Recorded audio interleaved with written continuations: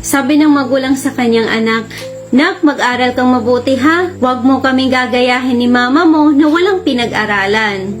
Dahil hindi naman lahat ng magulang ay maganda ang buhay at both parents is professional na pwedeng maging role model ng mga anak nila.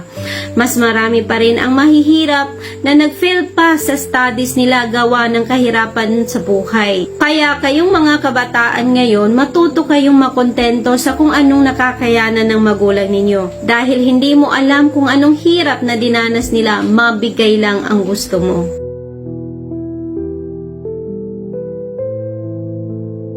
Pawis, pagod at hirap sa trabaho ang dinadanas nila, mabigay lang ang gusto mo. Pero sa isang ngiti mo lang ay napapawi na ang kanilang pagod. Igagapang nila ang pag-aaral mo, mapagtapos ka lang sa pag-aaral. Dahil ayaw nilang danasin mo kung ano yung hirap na dinanas nila. Dahil sa isip nila, hindi baling sila ang mahirapan, wag lang kayong mga anak nila. Ganitong sakripisyo ng magulang, wag nyo sanang kakalimutan paglaki ninyo. Dahil mula nung lumabas kayo sa mundong ito, kinalimutan na nila ang sarili nila. Dahil ikaw na ang naging priority nila. Maliit ka palang iniisip na nila ang magandang future mo.